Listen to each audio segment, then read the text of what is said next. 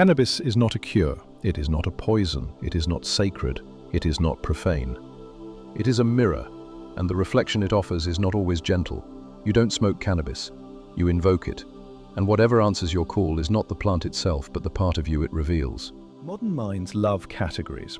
We want neat labels, medicine or menace, escape or awakening, vibe or void. But this plant doesn't play along. Cannabis resists containment because its intelligence is ancient, older than commerce, older than culture, older even than ritual. Before it was marketed in sleek packages and pastel self-care, it was approached as an ally and a test. In the old ways, it was never casual. It was taken when you were ready to see, not to feel better, but to feel true. The sadhus of India didn't smoke to relax, they smoked to die, to dissolve, to meet the part of themselves that hid behind masks. Cannabis wasn't a pleasure, it was a fire offered to Shiva, destroyer of illusion. Among Sufi mystics, hashish was controversial. Some used it to fall into divine presence. Others warned, the intoxication can mimic awakening, but leave the soul untouched, a spiritual hallucination dressed as insight. In Taoist alchemy, it was blended with herbs to refine stillness, to activate the dreamer within, but never without discipline, never without preparation. And among the Rastas, it was not smoked in solitude, but in circle, with chant, with prayer, with word. A communion, not an escape. The smoke rose like incense, not to forget the world, but to remember the divine within it. But we light up with no ritual, no silence, no prayer. We inhale between texts, we exhale into scrolling, we fuse sacred smoke with empty stimulus and wonder why clarity never arrives. The plant hasn't changed, the way we hold it has. Without ceremony, cannabis is just sensation, and sensation without direction becomes indulgence. The doorway becomes a hallway, and we keep walking in circles thinking we've gone somewhere profound. But this plant was never about escape. It's about exposure. When you bring cannabis into your body, you're not inviting calm, you're summoning the amplifier. It takes what's buried beneath the noise and turns up the volume. The grief you never mourned, the fear you never named, the stories still echoing in your nervous system. They rise, they rattle, they appear, and you call it anxiety, you call it paranoia. But what if that's not dysfunction? What if that's disclosure? Carl Jung called it the shadow, the parts of you that you've rejected, exiled, forgotten. Not because they were evil, but because they were inconvenient to the ego. Cannabis doesn't create the shadow, it opens the basement door. This is why the ancients fasted before the first inhale, why they cleansed their bodies and stilled their minds. Not out of superstition, but because they understood a truth we've forgotten. You do not expand a chaotic mind, you anchor it, you clear it, you prepare it. Then and only then can you meet the plant as a tool of insight. Otherwise it becomes a trickster, a labyrinth, a fog disguised as peace. There's a reason cannabis feels different every time. It isn't reacting to the plant, it's reacting to you. Your emotional state, your energetic signature, your unresolved weight. Cannabis doesn't hand you experiences, it holds up a mirror and asks, can you hold your own gaze? In ancient traditions, the body wasn't seen as just a machine, it was a temple of currents, a system of tones and frequencies. Your thoughts, emotions, and traumas didn't just live in the mind, they echoed through a subtle field, what mystics called the etheric body. And cannabis? It didn't soothe that field, it struck it, like a bow across a string. If your system is clear, the sound it draws out is resonance, stillness, depth. But if that field is cluttered, with pain, distraction, repression, then what you hear is noise, anxiety, overload, confusion. The plant didn't create the chaos, it simply turned up the volume. This is what makes cannabis so powerful and so misunderstood. It is not a mood setter, it is a resonator. It sharpens whatever you bring into its presence. That's why some rise into insight, while others spiral into fear. Same plant, different vessels. It is the spiritual equivalent of handing a sword to a child, not because it wishes to wound, but because it assumes you've been trained. In ancient protection texts, like those from the Hermetic and Dion Fortune lineages, it was known altered states make the energy body porous. That means open to clarity, yes, but also to projection, distortion, interference. Without proper preparation, you don't just receive vision, you also receive your own unresolved wounds at full volume. And sometimes they wear masks. They whisper like insight. They arrive like truth, but hollow, ungrounded, untethered. These are the false lights mystics warned about, the glow without gravity, the message without embodiment. In the modern age, there is no container, only content. You smoke, you feel something deep, and without anyone to reflect or guide you, you call it awakening. But the experience isn't the transformation, it's the invitation. Without integration, you're not growing, you're floating, drifting in the illusion of depth because it feels profound. But insight is not measured by intensity. It is measured by what remains when the high fades, by what you carry back into the mundane. If you emerge with poetry but no practice, then the plant has become your performer, not your teacher. The ancients never entered sacred states without cleansing, not because they were afraid of spirits, but because they respected amplification. Fasting, silence, breathwork, prayer, cold water, stillness. These weren't spiritual accessories, they were hygiene, ways to clear the noise before meeting the signal. Because cannabis, like any spirit ally, magnifies what's already present. Without preparation, it doesn't guide you, it scrambles you. So when the anxiety rises, when the paranoia creeps in, when the thoughts become overwhelming, don't ask what's wrong with the plant. Ask instead, what's it showing me about my state? What have I left unprocessed? What am I trying to skip past? Because the truth is, cannabis doesn't give you answers, it gives you access. But access without structure becomes distortion, and vision without reflection becomes delusion. There's a moment, quiet, sudden, when the smoke settles, and something sharp begins to rise, a tension in the chest, a flutter in the gut, a voice in the dark that says, something's wrong. Most people call it a bad trip. They blame the strain, the dosage, the mix. But what if the plant is working perfectly? What if the discomfort is the signal? Cannabis doesn't generate fear, it excavates it. What was buried becomes visible. What was silent becomes loud. The shame you tucked away, the grief you didn't mourn, the anger you smiled over, the fears you rationalized into silence. The plant doesn't create these things, it illuminates them.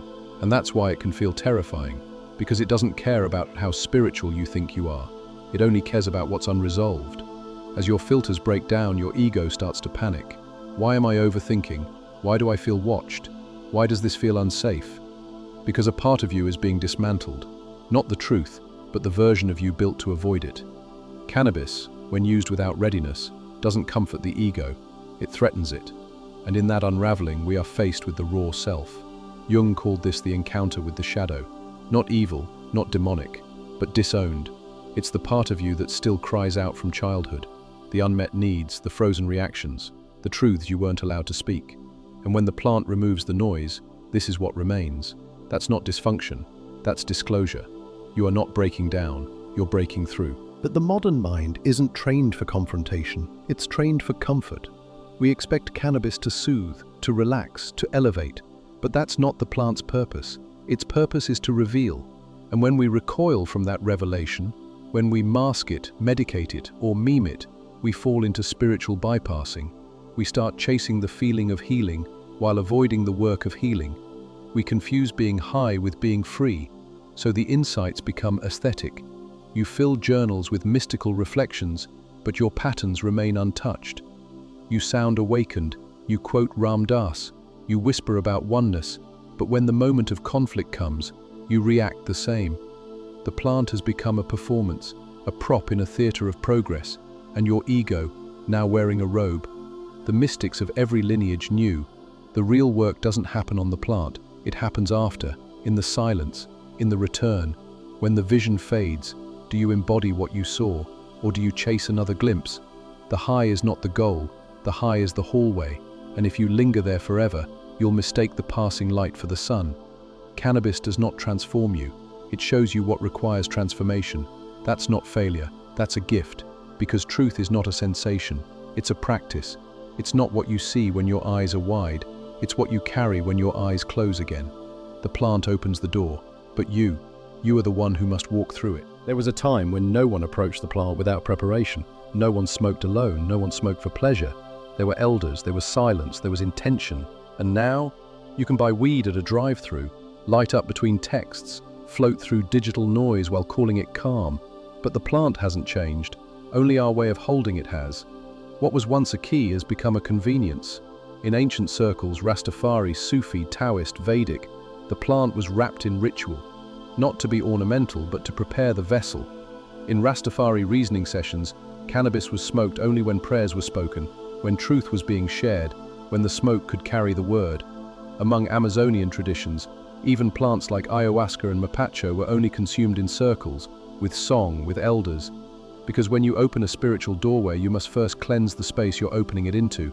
Every plant has a spirit, an essence, a vibration. And when it enters your field, it does not ask if you're ready.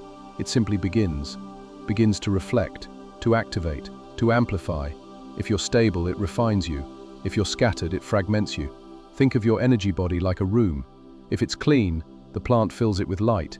If it's cluttered, the plant stirs the dust. This is why so many feel drained after smoking, not because the plant is toxic, but because they engaged it without a container, no clearing, no intention, no reverence. It's like plugging a delicate instrument into a broken amplifier. The result isn't music, it's distortion. And over time, distortion becomes your baseline. You call the fog calm. You confuse the dulling of sensation with healing. But healing isn't numbness. Healing is clarity. And cannabis can only offer clarity if you have the structure to receive it. Capitalism doesn't honor the sacred. It sells it. So the plant was extracted from the ritual, stripped of its roots, rebranded as lifestyle, mood board, self-care prop. Now it's wrapped in pastel fonts, sold beside bath bombs and chakra stickers. The incense is aesthetic, the ceremony deleted.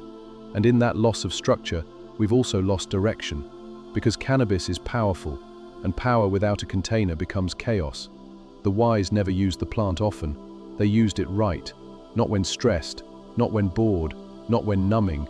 They fasted, they waited, they listened. Because to enter altered space without cleansing the internal temple was seen not as brave but reckless. And they knew, the plant is not a shortcut, it is a test, one that asks, will you bring intention into this fire, or will you let the flame consume you? The mirror does not lie. The smoke does not care. The spirit of the plant does not bend to sentiment. It responds to energy, to readiness, to how you arrive. And without a circle, without a structure, without a sacred pause, all it does is reflect back your momentum. If you come seeking escape, you'll find more confusion.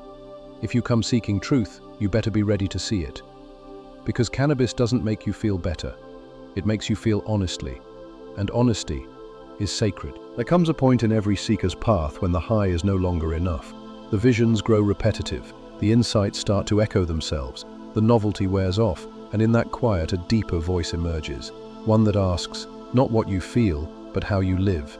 Because real awakening doesn't happen in altered states, it happens in traffic, in heartbreak, in boredom, in the mess. At first you chase experience, you light up and it feels cosmic. Insights rush in, music feels like prophecy, synchronicities sparkle like clues from beyond. But with time, a question arises. Did anything change? Did the way you move through the world shift? Did your reactions soften? Did your habits bend toward wholeness? Or did you just feel more deeply, but act the same? Discernment becomes the new high, not stimulation, but clarity. Many mistake depth for frequency. They believe that because they often feel profound, they are profound. But cannabis can be deceptive. It mimics transcendence. It mirrors stillness. It gives you the aesthetic of awakening without the backbone to hold it. This is the trap of spiritual inflation, where the ego wears sacred language but resists sacred responsibility. You begin to speak in symbols without living the truth behind them. In Vedanta, it's called viveka, the power to discern between real and unreal. Not skepticism, not doubt, but sacred clarity. The ability to ask, is this truth, or is this what I wanted to feel? Because cannabis will show you beauty. It will whisper poetry. It will flood your mind with metaphors and mysticism. But not everything glowing is guidance. Not every insight is instruction. Some things are just echoes of your own longing. So how do you know it's real? Not by what you see in the high, but by what you embody in the low. Do you speak more honestly? Do you listen more deeply? Do you meet conflict with compassion? Do you love with fewer conditions? These are the real tests, not what you feel, but what you do after the smoke clears. The plant may open the door, but it cannot walk you through it. It cannot carry your practice. It cannot live your truth. That's your work. Cannabis is not a path. It is a compass, a moment of alignment, not a destination. And if you camp at the threshold, mistaking the doorway for the journey, you never become the thing you glimpsed. You remain a visitor to your own depth. There comes a moment when even the sacred tool must be set down. Not because it failed, but because it fulfilled. The same way a raft is left at the shore once you cross the river. The mature soul knows. You don't become wise by returning to the plant. You become wise by returning to yourself. Cannabis revealed something true in you, but it was always yours. Now the question is, can you return to that state without reaching for anything?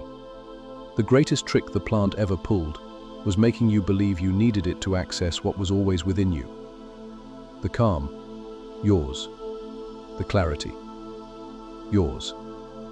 The stillness, yours. The insight, always yours. Cannabis didn't generate the sacred. It reminded you how to feel it. And now that you've remembered, what will you do with that memory? Will you chase more smoke, or will you build the fire? Will you stay in reflection, or will you become the signal? Because the world doesn't need more people getting high. It needs more people staying awake.